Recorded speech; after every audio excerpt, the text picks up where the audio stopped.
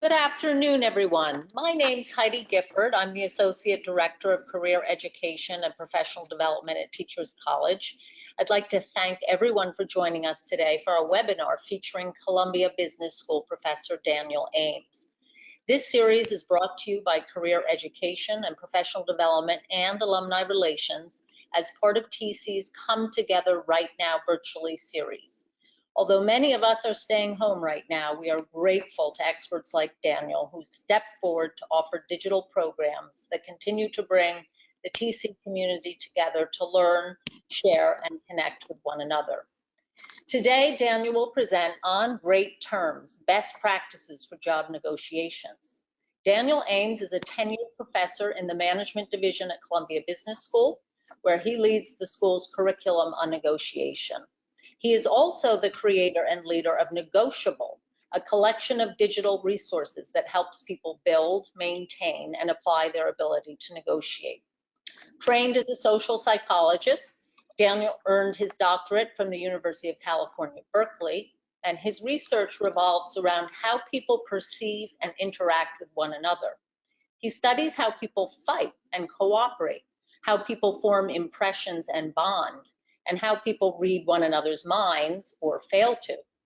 His work appears in scholarly outlets in psychology and organizational behavior, and has been covered by media outlets ranging from the New York Times to Scientific American to Forbes.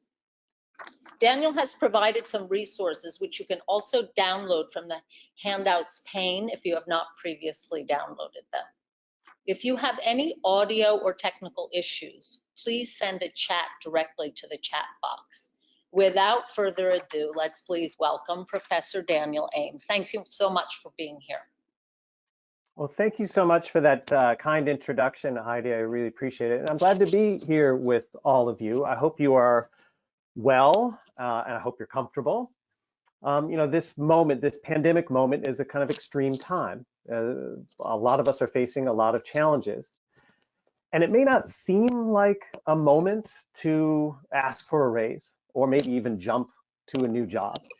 But I think the world will eventually get back to a place where you'll have a career, or we'll all have careers. You will change jobs. You will seek terms that work for you. And I'm using that word purposefully, terms, not just salary. This isn't just about salary negotiations, but about job negotiations. So there's a lot more to job negotiations than just compensation or just salary. And even now and into the future, we're going to be negotiating the terms of our employment. My view is this is actually a great time to build your capabilities in this critical area, to invest in these skills, and to start taking action, to start laying the groundwork now for an eventual ask, which might be in a month or a half a year or a year from now. So my hope is that the ground we cover today will help you build those skills, will help you start to take action. So let me start by checking in to get a little sense of where you're at. A few times during today's presentation, we're going to use a platform called Poll Everywhere, and it will ask you to submit a short response. And here's our first Poll Everywhere question. You can see the URL at the top of that slide, or at least I hope you can. It says pollev.com/Ames9. And if you can open a browser window or use your mobile device while you're still paying attention to this webinar, you can go to that URL and hopefully you'll find this question posed there and you can answer this. And as you answer this question, we'll start to see your responses come up. So if you can go to that URL, and I'd love to hear where you're at. Are you thinking about a new job? Are you thinking about a current job? Is this a long-term thing for you? So I'd love to get a sense of where this community is at.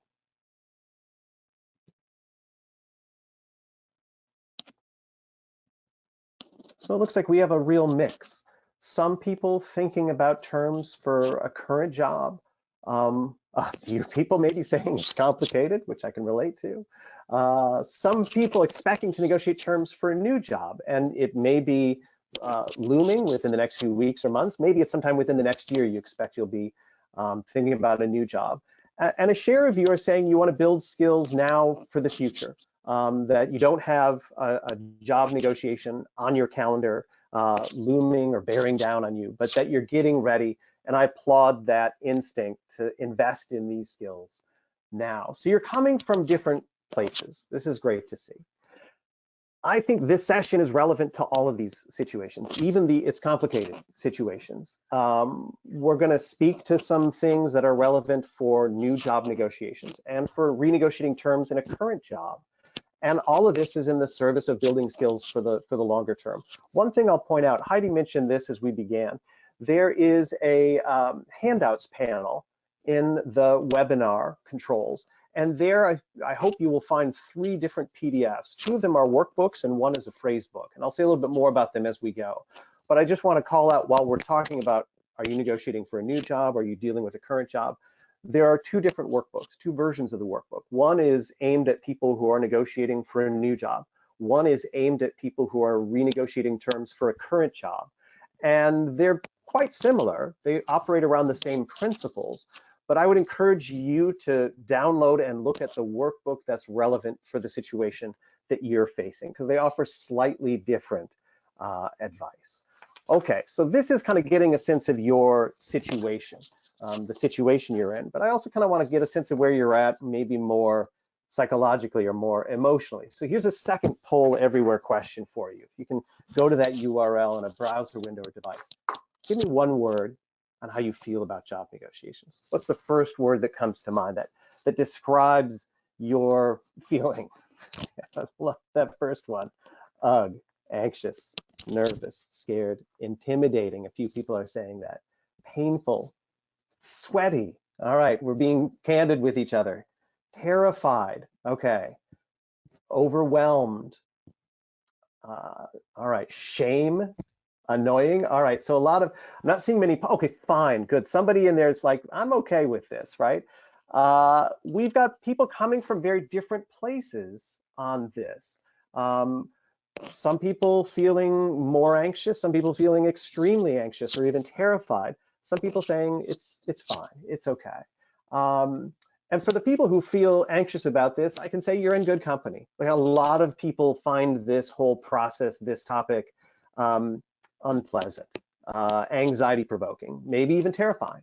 And here's the thing I can say to you: preparation and practice can help. When you feel like you can have a game plan for this, and when you can practice some of that game plan, you can tremendously reduce your anxiety. And that's some of the ground we're going to cover today, and we're going to give you resources to go further. So if you're feeling anxious about this, rest assured you're not alone, but that preparation and practice can go a long way to making you feel much more comfortable about this. And if you're feeling comfortable, if you're feeling pretty confident, that's terrific. I can say, don't be complacent. There's still value for preparation. There's still value in practice. And so even if you're feeling good about job negotiations, I encourage you to still put in some work to get ready for whatever's coming for you. So I think wherever you're at, this session can help. So thanks for your responses on the poll everywhere. There's going to be a few more coming up later as we go along in this session. So let me set the context for what we're going to talk about today with 2 broader points. The first is that job negotiations are not typically sort of isolated episodes where you walk in the door and sit down at a desk and have a conversation. That's the one thing that you do one time. Some people think of them as like the job negotiation Olympics. Once every 4 years, you talk about your salary with a manager, and then you kind of retreat back into not thinking about it. I think of it more as a larger process, an ongoing process that involves a whole series of conversations with ongoing preparation and planning and discussion. And that also means it's unfolding in the context of relationships. Relationships are both a product of job negotiations, and they're an input into job negotiation conversations. So job negotiations happen in the context of these relationships we have with the people around us, with our colleagues. And for most people, what matters is not necessarily how it pays off on one individual given time, but that how it pays off over time in you getting terms that work for you and allow you to be your best in the workplace. So even if you don't get exactly what you want out of the next negotiation, you can conduct yourself and conduct that conversation in a way that sets you up to have a greater likelihood of success in the next go round of the conversation and the one after that. So this is not just about isolated episodes, but a whole stream of preparation and conversations and relationships. The other broader point that I want to make at the outset here is that job negotiation skills are really a subset of broader negotiation skills. And building these general bargaining skills pays off in the context of job negotiations. And the more you build your job negotiation skills, the more you build these general negotiation skills, and you can apply that elsewhere. So even if you spend a little bit of time with this webinar, and maybe you follow up with our workbook or our phrase book or dig a little bit deeper on job negotiations, that is going to help you become a better general purpose negotiator. And so I encourage you to see this skill set in that context. So today we're going to draw on material presented in Negotiable. This is something Heidi mentioned at the outset, an online tutorial that I've created. And we're sharing access with Negotiable with all of our webinar participants. So in the wake of this session, you're going to get information about how you can log in and access all of this. It has a collection of resources, including videos and worksheets. We're making some of these worksheets available to you today through part of this, this webinar that aim to help people get better at bargaining. Now, we offer some general content on the basics of bargaining and negotiation, but we also offer a collection of standalone resources that are specifically about job negotiations. And this includes a workbook, which is a collection of worksheets, and you can download these today as part of this webinar. A workbook that walks through how to apply our practices to your situation. There's a phrase book, which gives you suggestions for language that you might adapt and use for your conversations. There's a whole series of role plays as well if you want to practice job negotiations. Now, there's a pair of short videos as well, and these videos cover 10 good practices that we see as really critical for getting ready for and being effective in a job negotiation. These practices apply to new job negotiations as well as current job negotiations. And all of this is detailed on the website. You're going to get a chance to access resources around all of these good practices.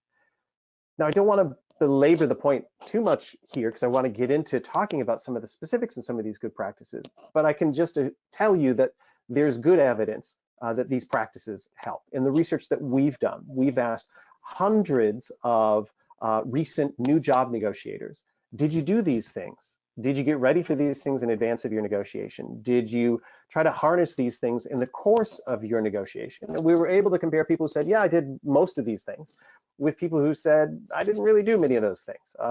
You know, I tried some stunt negotiations. I read about some tips and tricks online, and that was kind of the extent of my preparation. What we found when we compared people who did a lot of these things with people who didn't do very many of these things is a big difference.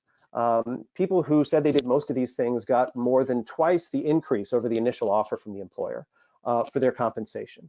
They told us they were 3 times as likely to have their relationship improve as a result of the negotiation.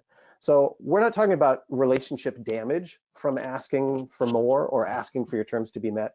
We're talking about the relationship actually getting better as a result of how you conduct yourself during the job negotiation. And I absolutely think that's possible, that you can, as terrifying as job negotiations may seem, there are ways for you to ask for what you want that are thoughtful, constructive, enthusiastic, polite, that demonstrate your integrity, that demonstrate your intelligence, that demonstrate your preparation. And the result of that can be a stronger relationship. Job negotiations do not have to jeopardize your relationships. They can boost your relationships. We found great evidence that people who do these things also say they feel more confident and much more comfortable. So people who are prepared in these ways. And they report a much lower likelihood of the job being withdrawn as a result of something in the conversation around the terms for the job. So I hope that gives you a sense that there's evidence, there's reason to think that these good practices can pay off. So what are we going to do today? Well, we're going to focus on the first 5 of these 10 good practices. And I'll end with some comments about how you can go further and use Negotiable's materials to dig into the other 5 as well. But I really wanted to cover the initial ground, these first 5 good practices. So let's dive in. And let's dig in to the starting point, the first good practice, which is part of what Negotiable calls the private drama. We think about negotiations as having these sort of different interwoven plot lines. And one of the most basic plot lines in the negotiation is what we call the private drama, the negotiation you have with yourself. That starts long before the conversation with your counterpart, but it continues throughout the course of the interactions you have with your counterpart. It's you being really clear on what matters to you, being ready to think about your trade-offs, understanding what your limits are. It's the internal negotiation you have to be effective in the outward negotiation you have with your counterpart. So this, to me, is where negotiation preparation for any kind of negotiation, certainly for job negotiations, begins, with the private drama. And there's a big picture version of this that I'll say really ought to be your starting point, defining success. This is where good negotiation preparation begins, with you thinking about your big picture definition of success. Think about what you most want to achieve and what you want to avoid. Can you write out a 1 or 2 sentence mission statement for the negotiation? This is what I really want to achieve. This is what I want to avoid at a high level. We're going to get into some more of the details in a second on specific terms, but this is big picture. This should be the sort of foundation for the rest of your thinking and the rest of your preparation.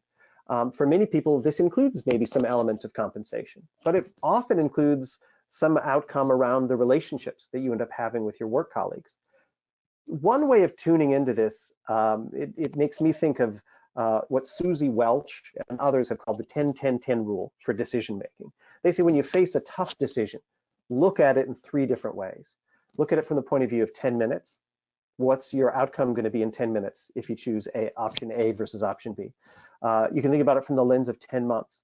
How are you going to feel about this in 10 months? And look at it from a third lens, from the point of view of 10 years. How are you going to feel about your choice, option A or option B, 10 years from now? Without some instinct to do this, we often get overly caught up in the present and what's going to make me feel relieved or gratified right now. But this, I think, is good advice for decision making. Look at any meaningful decision from these different points of view. And I think it applies to negotiations as well. And when we talk about defining success, we're really emphasizing those medium and longer term perspectives.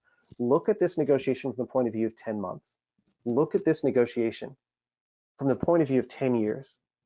What do you want to achieve with this negotiation that will be the right thing for you in 10 months? That will be the right thing for you in 10 years.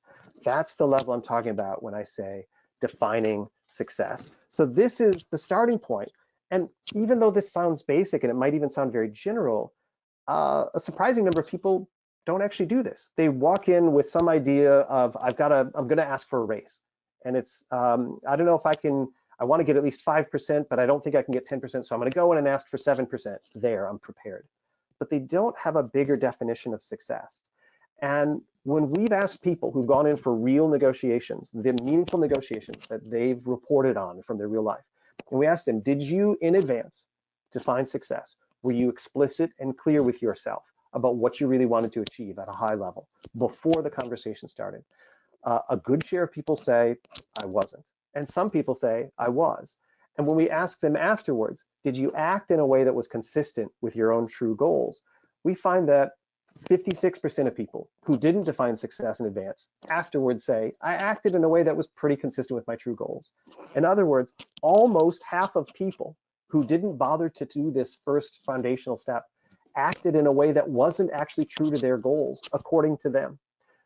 When we look at people who said, yes, I did this in advance, over 80% of them say, I acted in a way that was consistent with my goals. So this might seem like a simple act, and it may actually be for you a quick act, but I think it's the starting point, and it's a really important one. Start by defining success.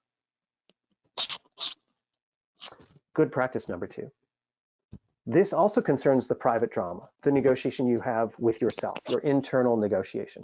So maybe you've laid out now the big picture, the 10-month, 10-year mission statement for defining success as part of your private drama. Now you can dig deeper. You can drill down to thinking about what your priorities might be and what the issue set could be. So let me dig into some of these more specific points. First, I'm going to push on the set of issues that are on the table and encourage you to think about adding to that set. For many people, they think the term job negotiation is synonymous with salary negotiation or compensation negotiation. And look, indeed, compensation is often a big part of it. It's often what's maybe even be motivating these discussions. But even there, you can unpack compensation into different components. I encourage you to think in advance about what else could be on the table that could have value for you. Other benefits and perks could be around vacation or the ability to take a sabbatical, could be discounts your employer could offer, things around your role and the scope of your job. What's your title going to be? What are your responsibilities going to be? Things that have to do with the timing of your work, when, if it's a new job, when you'll start, what days or what times of day you might work and how much you'll work. There could be other things around your personal or professional development. What's your timeline for promotion going to be? Are you going to have access to mentors? And will you get support for ongoing development? There's a whole range of things that could be on the table. And I encourage you, as part of your preparation, to think, what else could be on the table? Now, you don't get an award or a sticker for just adding more random things into the package. I want you to think about things that have meaning and value to you, that your employer could plausibly offer. And think about things you could do for your employer that they might plausibly value. And if there's some real things that come out of that reflection, you might consider, how can I fold that into the discussion? So I want to encourage you to think about what else you could ask for, or what you could try to put on the table. What else you could offer that might have value for your employer. So I'm going to be quiet for 30 seconds. And I'm going to encourage you to think about this. What else could you ask for? What else could you try to put on the table that might have value for you, that might not be obvious at first, but that could be worth exploring in a job negotiation? I'm going to be quiet for a few moments. I'm going to let you think of that, and then I'm going to come back to you and invite some of you to weigh in on what you thought about.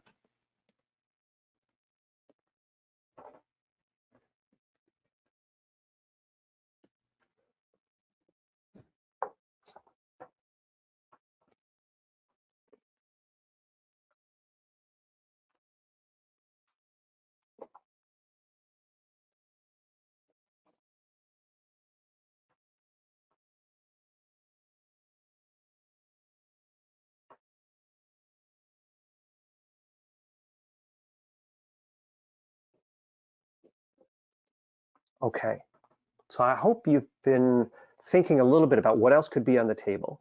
I'd love to hear some of what came out from that. So again, this is a poll everywhere poll. You can go to that URL in a browser window or on a mobile device.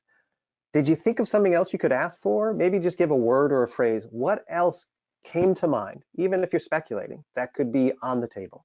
Let's hear what you came up with. Opportunity to maybe work remotely. Okay.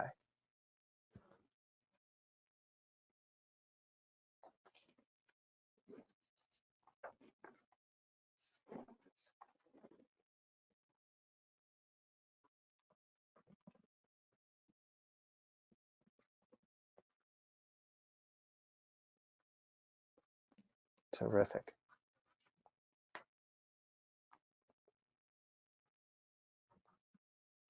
It warms my heart to see this page fill up with these words and so many different ideas. Just taking even 30 seconds to think about this community of participants generated a whole host of ideas around training and retirement and education, health. So a whole range of things are kind of being scrambled around here in our word cloud. But I love to see this, that there's some real thought you're putting into what else could be part of the conversation. Again, the idea is not to come up with a wish list that is dozens of items long, but to try to expand the conversation and ideally find those areas where there's something your employer could do that has value to you. And you can integrate that into a package that gives you an entire arrangement that works for you, that gives you a bundle of terms that work for you, and that also work for your employer, that they're giving you things that are within their power to give. This should be part of your preparation, thinking about that set of issues that could be on the table. Fantastic. So we've got this group of things, and this is in our workbook as well, this checklist, just to kind of like spark some of your thinking, prime some of your thinking. So let's say you've identified now a set of issues that could be on the table, and it's a collection of things. And you think this is what the mix of issues is going to be in this conversation. Maybe there's unpaid leave and salary and start date and access to mentors. Fantastic, you've got a set of issues now. Prioritize them. This is an important part of preparing for any negotiation, and certainly for job negotiations, figuring out what your priorities are across those issues. Some people generate their list of issues and they say, there it is, I've got my list of issues, I'm done, I'm ready to negotiate. And I ask them like, well, okay, what's most important on this list for you? And they say, all of it, right? I want all of them. I want everything. Every issue is the most important issue. I'm gonna suggest that in most negotiations and most job negotiations, you don't get your way on every issue. And you're probably gonna have to give ground somewhere, and you may push hard to gain ground somewhere else. How should you do that? You should be prepared in advance to figure out what are the most important issues for you. Which ones will you hold on hardest to? Which ones will you push hardest for? And which ones would you let go if you had to? Not that your first move should be to give in, but which ones would you appreciate getting, but you're willing to let go in the service of gaining ground on another issue? You have to have a sense of priorities. So I encourage you, whatever your set of issues might be for a negotiation, to think about which ones are most important, which ones are maybe somewhere in the middle, and which ones might be least important. This is a part of being prepared for negotiation. So far we've talked about two things that have to do with the private drama, the internal negotiation you have with yourself, big picture definition of success, thinking about the issues that could be on the table that have value for you, prioritizing those issues. Let's turn to a third good practice. Now we're going to try to step into the shoes of our counterpart and see things from their point of view. So we're going to put our own concerns aside for a moment. It's natural, especially when we feel anxious about a negotiation, to be really consumed with what's on our own minds. I encourage you to think about the situation, how it looks to the person across the table. Try to understand it from their point of view. What does it look like to them? What is their likely definition of success? What problems or constraints are they facing? Maybe they're concerned about setting a precedent, that if they offer something to you, they have to offer it to everybody else. Maybe they have a particular priority ranking that might be similar to or very different from your own, that there are some things that matter a lot to them and some things that don't matter as much. And this is worth trying to understand as well. So what can you do in advance to try to gauge these things? Some of it can be just as simple as using your imagination and perspective taking. If you were them in their shoes, facing you in this negotiation, what would be on your mind? That simple act of stepping into their shoes can unlock some thinking. You can also do research, use your network in advance, and get ready to discover some of this in the course of the conversation. And this is where I'll just flag one of the other resources we're sharing with you today. Our phrase book offers some suggestions for how you might do this in the negotiation conversation. Some people will actually seek to have almost a preliminary conversation in advance of the actual negotiation, where they draw out some of this information from a counterpart. I think great negotiators don't just pound on the table and make extreme demands. I think they ask a lot of questions and they listen very carefully to their counterpart's answers. So in our phrase book, we offer some suggestions for questions you might ask that would help you discover your counterpart's point of view. So some people might go into a job negotiation open-endedly and say, what are your biggest priorities right now and looking ahead? Instead of saying, I want a 7% raise, try to understand what your counterpart is seeing, what they're feeling. Maybe try to understand how they see you. In the next few years, how do you see me and my role contributing to our work or to the organization or to our goals, whatever it is? Trying to understand things from your counterpart's point of view. Our phrase book offers more suggestions as well on how you might start a conversation by drawing out information from your counterpart, helping you appreciate their point of view. So that's a third good practice, trying to understand your counterpart's perspective. The fourth good practice also has to do with the partner drama, this idea of your counterpart's perspective and your relationship with them. And that's setting the right tone and relationship. I think you're more likely to succeed when you understand your counterpart's point of view. I think you're also more likely to succeed when you have the right relationship and you use the right tone in a job negotiation. Now, some people see negotiations just as a battle, as a fight, and that person is your enemy. And some people, this is why some people feel anxious, because they feel like it's going to be a fight. I'm going to go in and say what I want, and they're going to fight me, and I'm going to fight back, and it's going to feel awful. And look, some negotiations can feel that way, where you feel there's some competition. There's even some antagonism across the table. I don't think there's a universally right answer here. And I think it depends on your definition of success. But I think many people find it very helpful in a job negotiation context to have a tone that is more collaborative, that is more, instead of me versus you, it's more about us. And how can we solve this problem, which is finding terms that work for everyone involved. I think some people feel like if you're friendly, if you show enthusiasm for a job, that you'll somehow get exploited. I think you can convey enthusiasm for a manager, for a job, for an organization, and that's not the same thing as capitulating in a negotiation. That you can convey this tone of thoughtfulness, professionalism, even warmth, and that can often work to your advantage when it comes from a sincere place in a job negotiation. Now, how can you do this? How can you get ready to do that?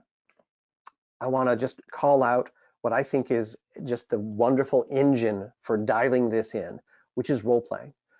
Partly this means just the act of having to find the words and go through practicing asking a question or making a proposal or coming back to a counterpart's objections. So part of it is just that practice, which you could do in the mirror. Part of it is also getting feedback from somebody else who you know, who you respect, and they can tell you, you think you're coming across as thoughtful, but maybe you're coming across as aggressive. Or you think you're coming across as reasonable, but you're actually coming across as weak. And we often don't know how we come across to our counterparts at the negotiation table. Having a thoughtful and candid role play partner can give you feedback to help you tune in your approach. So you're setting the right tone, you're making the impression that you intend to convey.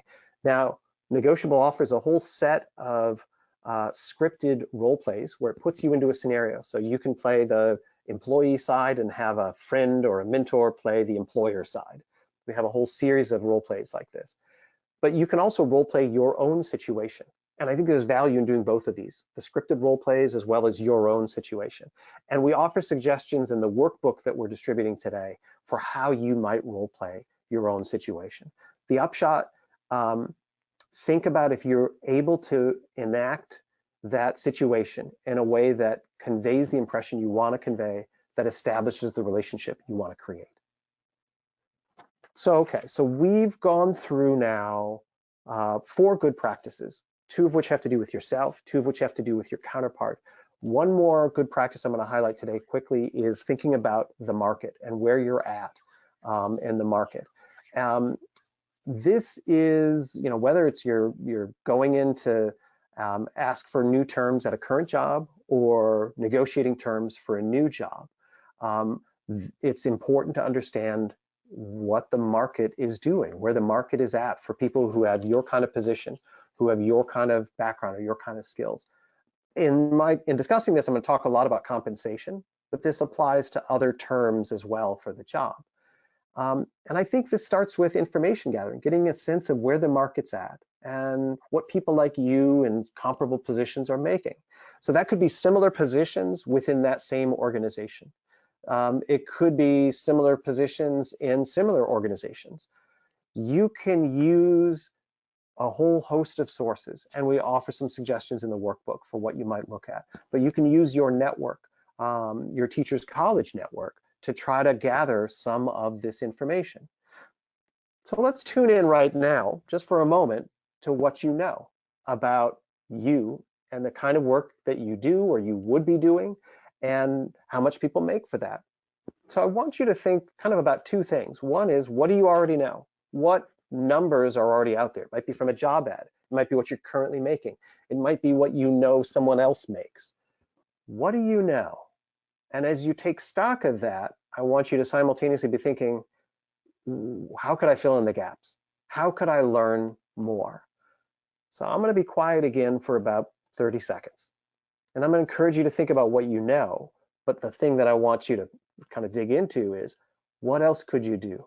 How could you gather some more information on where the market is at? Is there someone you could talk to? Is there a source that you could look at? I'll be quiet for a few moments, let you think about this, and then I'll ask you to report out what are some moves that you could make to learn more about where the market's at.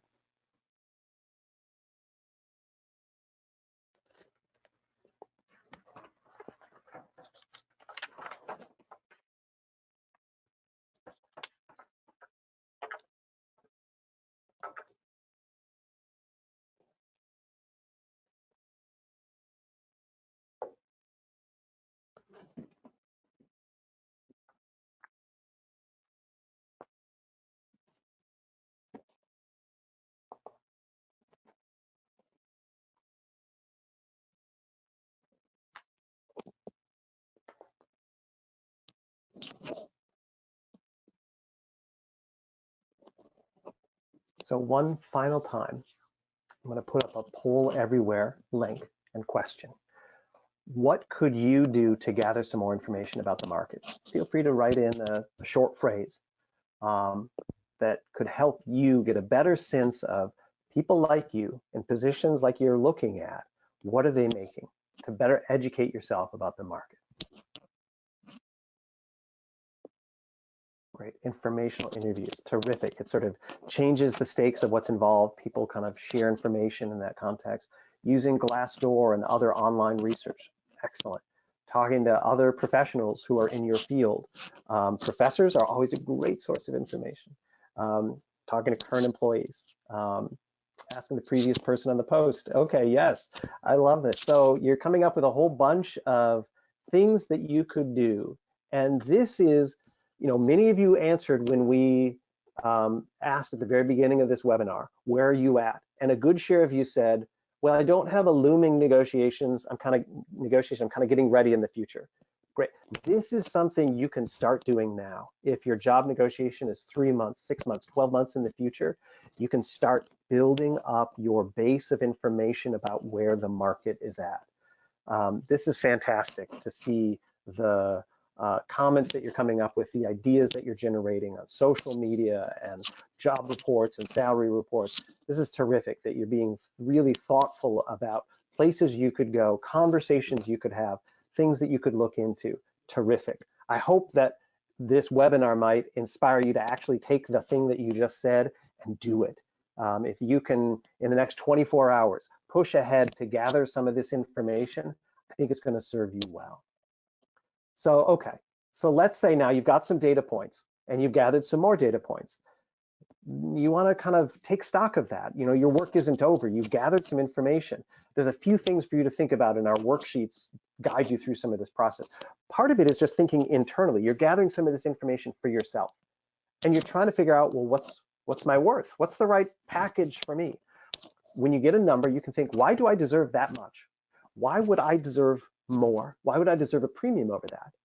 Why might someone else say I deserve less? And so part of this is you taking stock and making sense of this internally. Part of it is getting ready for the conversation, the give and take you're going to have with your counterpart. So think, the information that you've gathered, do they also know that information? Have they read the same salary report? Do they know everybody else's salary in the organization? Probably, right? So will they know that information, and how should you handle that information? Is this a data point that you want to bring up in the conversation because it helps you make your case? If so, great, plan for that. Think about what their objections might be and get ready to deal with that. Think about maybe there might be some information that isn't going to help you make your case, and so you're not going to bring it up in the conversation. So you've analyzed some of this information, and now you're going to use this to sort of set a few kind of guideposts for yourself, a few kind of markers that will help you get oriented for the negotiation. One of these could be your limit. If you're going to a new job, what's the worst package that you would accept? Given where the market's at, what's your walkaway point? And then you can also think about your target. What's the number that you feel like you could actually deserve, that you could actually reasonably be paid given your skills, the value you bring, where the market's at. So when you go into a negotiation, you should set both your kind of worst case scenario, your limit, as well as kind of a good case scenario, your target, what you're going to aspire to. And our worksheet walks you through a process for doing this. So we've now walked through a number of things here. We walked through the first 5 good practices, the first 5 of the 10 good practices Negotiable describes. And I hope that that's given you some ideas of things that you could do to build your skills in general and to get ready for your job negotiation. There's another 5 good practices that we dig into online in this pair of videos in our workbook that you also ought to be part of your job negotiation preparation. And as I said before, in the wake of this webinar, we'll be following up with participants to give them access to Negotiable so you can get more resources for all of this online.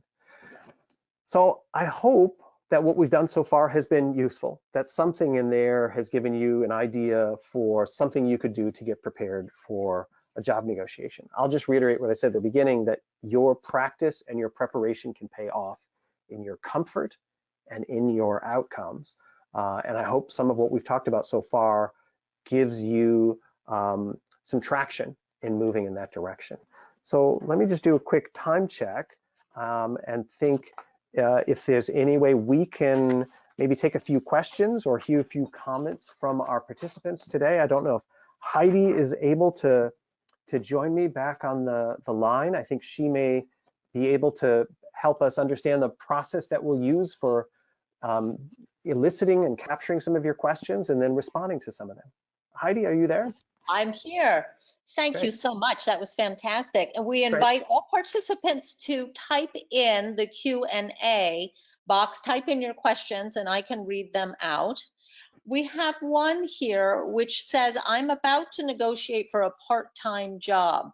Is it appropriate to ask if I can take an additional job? It's our first question. So it sounds like a part-time job and then having another employment relationship in the context of that. Yes. I mean, in principle, yeah. I mean, my reaction to this is almost like, is there anything that you can or can't ask for? I would want to understand my counterpart's point of view. And so before even necessarily kind of putting my request or my idea out on the table, I would want to ask open-endedly to get a feel for how they see my role and how they see that evolving and how they imagine the relationship working. So my first instinct would, in most cases, would be to try to gather more information about my counterpart's perspective to see if I'm going to hit a tripwire with what I'm about to propose. And then I think in the context, especially if you've got a tone of collaboration and problem solving, to be able to say to your counterpart, look, I want to make the whole arrangement work for me and work for you. Here's an element, it might be another job, it might be another feature of the relationship. Here's something that could really have value for me, that would mean something for me. What are your thoughts on this? And see what their reaction might be. Okay, wonderful. We are at Teachers College, and here is a question. What is appropriate to ask specifically in salary in a teacher interview? Interesting. Yeah. So I guess the question is in the context of interviewing for a teaching position. So to me, part of it is what else has already been established in that larger context. If there's been a pay range or a pay tier that's already been communicated. But I think it's, on the one hand, I have an instinct to almost always seek to gather information from my counterparts. But in this case, there's 2 other thoughts that come to mind in terms of thinking about compensation. A first is in many job negotiations, as long as I have some sense that there's some possibility for alignment, that they could offer some package that can work for me, as long as I feel like that's plausible, I'm probably going to slow walk the discussion about compensation, that I want to first get a feel for how they see me, how they see the position, to better understand what value can I contribute in this position so that I can say I deserve a lot because I'm bringing a lot of value. So I would first want to try to understand where my counterpart is at before rushing to kind of get stuck or bogged down on compensation. That's that's one of my kind of initial instincts on this, is to like delay that discussion. The other thing is to get ready, almost kind of scenario plan for how my counterpart is going to react. That when I ask them, how much does this position pay, or what kind of compensation or salary do you have in mind, I should be ready for them to come back and say, well, how much are you looking to make? Or what's your target salary for this position? The time to think about that question is not in that moment with this person. It's to think about that in advance. And again, our phrase book has some suggestions for language that you might use to pose these questions and to respond to these questions. And the workbook lays out some scenarios for when you might want to make the first proposal and how you might want to react when your counterpart makes the first proposal. So I hope some of that's helpful or relevant. Very helpful. This is interesting. How is negotiation with a headhunter versus human resources at an organization or company different? Sure. So that's a great question. I mean, in a sense that this is a person who's an agent, right? They're an intermediary. And just like in any negotiation, I want to understand my counterpart's definition of success, their motivations and their incentives, what their priorities might be. And that is going to be different when you're talking to a hiring manager versus talking to a headhunter. They may have particular expectations about their relationship with the organization. They may have a particular view of how they get compensated, about how much time they want to spend on this. So again, I would want to seek what information I can on that headhunter's perspective, stepping into their point of view, and try to understand what their incentives are. Agents in some cases can be helpful because they can, especially if they're an intermediary, they can get a sense for where one side is at and the other side is at and help land a deal that quickly and efficiently gets to a set of terms that work for both sides. But they can also interrupt the flow of information between principals on either side and complicate the discovery of creative solutions that are actually really desirable for both sides, because their rush may be to try to wrap this up as quickly as possible. So, part of this is to say I'd want to understand their perspective and their motivations and their incentives. Part of this is to say, where possible, I would seek, and where appropriate, I would seek to get as much access as I can to my ultimate counterpart's point of view on the other side of the headhunter, what problems they're trying to solve, what constraints they're facing, how they see the situation. Because if I can understand that, it may move me closer to a creative solution that actually works for both sides. This might be a whole nother webinar, but this is an interesting question. Sure. Given the two crises right now, the pandemic and a quite severe economic crisis, what your negotiation skills that you're requesting, how are these different? So it's a great question. And I guess part of my first answer, and this is not to trivialize the dire economic circumstances a lot of people are facing, or the serious, severe health crisis that we're all in the midst of. But in a lot of ways, I don't think this changes the fundamentals of people with different points of view and different priorities coming together to try to figure out a set of terms that work for both sides. That basic human drama still exists.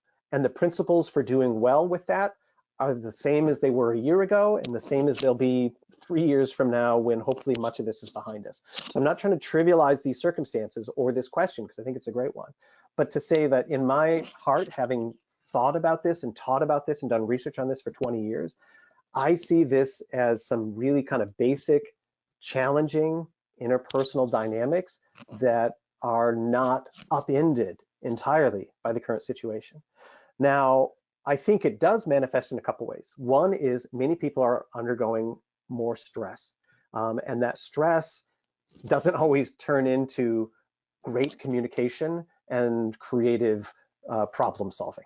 And so acknowledging that we're facing stress, our counterparts are facing stress, and so we may need to find ways to manage the process and the conversation that gives us room to not get tripped up by the stress one or both of us might be feeling, and to have productive conversations that might take a little longer than they would otherwise, that might have to be done virtually as opposed to face like they once were. So that's part of it. But I also feel like another way in which the current situation feeds into negotiations and job negotiations is just in scarcity of resources. When the economy presents challenges for us individually, for organizations, we have fewer resources coming in, the demands on those resources might get greater. And so it almost heightens the payoff for having thoughtful, creative, problem-solving skills, which is what I think of negotiation as, so that you can find, all right, they may not be able to give me my dream salary, but are there other pieces of this puzzle that we could put into place that would allow me to thrive and get what I want out of life and allow them to get great work from me? People who have those instincts, people who have those skills, I think can do more in a context of scarcity. And in a lot of ways, I think we're facing and will face for some time a context of scarcity. A participant asks, as a young professional, I'm nervous about negotiating a salary that is too high. Peers I've spoken with said that that offering too much could be is a downside. Do you feel there's any truth to this? So if I understand this correctly, they're saying they're worried about asking for too much, overreaching. Is that in part? Yes, that as a young professional, I'm sometimes nervous about negotiating a salary that is too high. Yeah. Perhaps it's seen as overestimating yourself. This is Okay. perhaps. And that's the kind of that final exercise, the fifth good practice, orienting yourself to the market. To me, that's where that's what addresses this really good fundamental question about job negotiations: is what's the right range? What's the right number for me? And as I said when we were talking about that, there's a private side and then there's a public side. The private side is you getting a sense of here's what people like me and jobs like my job currently make. Now you might say, I'm just as good as that person, and so I deserve that number. I'm 15% better than that person, so I deserve a premium. Or I'm not quite as seasoned or skilled as that person over there, so maybe I wouldn't get quite that much.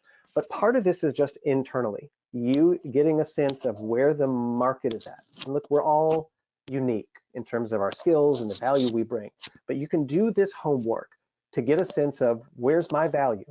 Now, that doesn't mean you should just settle for that. You can still say, I'm going to figure out where the market's at, and I'm going to see if I can get 10% more. I don't think that's unreasonable. I think if you do your homework and say, I'm going to look at where the market's at, and I'm going to get 50% more, I think that may be an overreach. But part of this is that personal, private, internal side. But then the other piece to this is the conversation, the public side. How do you make the case for your worth? If you're worried about overreaching, to me, the question is, it's not just the number you put out there, it's the story that you wrap around that number. I'm asking for this much because this is what I'm seeing other people making over here, because this is what I know other people in this organization make. Can you bring your number to life, not just with a story that makes sense to you, but with data points, with a rationale that makes sense to your counterpart? Now, they may say, it's too much. We can't possibly do that. It's not in the budget, whatever. But I don't think they'll resent that or view that as an overreach if you can thoughtfully articulate why you're asking for what you're asking for. That, to me, is the public side of the payoff of doing this research. Great. And here's what books or resources do you recommend on negotiation? But of course, we know Negotiables is the number one. But actually, I wanted to tag on, is there a great negotiator whom you admire? And whose books do you read? Sure. I think there's so many great books on negotiation. Um, there's one by, and I'm trying to think because I think I might have it nearby on my bookshelf. Let me see if I can reach it. This is one of my favorite recent books. I don't know if you can see this on the video, but Deborah Cold's book, Negotiating at Work. I think she's got a lot of thoughtful things to say about negotiation in general. And she's also talking really thoughtfully about the intersection of gender and negotiation. So Deborah Kolb's book is one of my favorites on negotiation, and I'm happy to recommend that. There's a lot of other terrific books out there, including the classic book that many people read if they take a course on negotiation called Getting to Yes. Came out decades ago, but it's a slim, easy to read paperback volume that you can get for probably less than $10. And I assign it as part of my course at Columbia Business School, and my students reliably find it helpful and effective and illuminating. So that's another fantastic resource. I also don't think you can go wrong looking at Negotiable, which has more resources on job negotiations and general negotiations as well. Here's a question. How do you calibrate questions in the conversation so as to not come across as pushy or needy? How to calibrate questions in the conversation so as not to come across as pushy or needy. I mean, people don't want to negotiate with somebody who feels like they're an interrogator. So to me, information is the lifeblood of negotiations. And, almost always my instincts when I think about a negotiation situation is what can you do to draw out information from people in advance of the negotiation, from your counterpart during the negotiation. But you can't be just a relentless interrogator, because I think in some point that starts to turn a counterpart off. I think one thing you can do is, first of all, set the right tone and have the right relationship, which probably is going to involve sharing some information, not just asking questions. Setting up the kind of right rapport, and then often some kind of open-ended questions to a counterpart can be very useful. And then you follow up into what you're hearing. It's just sort of like, how are you seeing the situation? What is your long-term vision for me, for us, for yourself, for this group, for the organization, whatever that might be, to draw some things out. We've got a whole, in the phrase book that we offer today, we have a whole set of questions that you can ask to draw information out of a counterpart. So I think that's a good starting point, but I'll just also echo the other thing I said earlier about role playing. You're, I think, in part asking a really great question about tone. How do I come across as thoughtful and inquisitive without being badgering or hostile or relentless? And that's sometimes really hard to figure out in our own head, and where it's really useful to sit down with a counterpart and say, I'm going to try to draw these 3 pieces of information out in the context of this role play. And I'm going to take a shot at doing this and asking these questions. And then we're going to pause and I'm going to hear what my counterpart says. Did I push too hard? Did I not push hard enough? Maybe then we'll go back and I'll try again, and maybe try a 3rd time. And each time they're giving you some feedback on the words that are coming out of your mouth, but also the demeanor with which you're delivering that, your nonverbal behavior, your tone, all of that really matters. And I think it's hard to just sort of figure that out with a piece of paper and a pen, or figure that out in your head. I think sometimes you need to bring that to life with another person who's a thoughtful, candid partner for you, who can give you feedback and help you dial in your approach. Thank you so much. I think we have time for one last question here. You've touched on this a bit, but it's about negotiating in nonprofits and how that differs from being in the private sector, in a place that you feel is very price sensitive, that the negotiation over terms, whether that's salary or those other items that were in your word cloud, how does it differ when you are negotiating in the sector, nonprofit sector?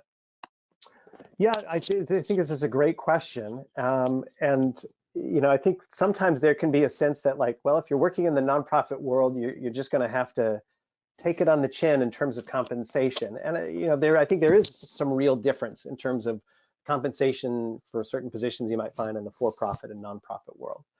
Yeah, I think one of the big differences often in the nonprofit world is how focused many people are to the mission in mission-driven organizations. And so I think that can be an entry point for the discussion. is trying to understand, how does your counterpart see the organization's mission? How can you help them see your appreciation for that mission, your contribution to that mission, and to be able to say, to make a case. Just because it's in a nonprofit context doesn't mean you have to sacrifice your worth. Think about where the market's at, and it might be where the nonprofit market is at for the kinds of things you do, for the kinds of skills you have, and then be able to make a thoughtful case for, here's, given where the market's at, here's why I deserve this, because of the value I'm creating, because of how I'm contributing to our mission.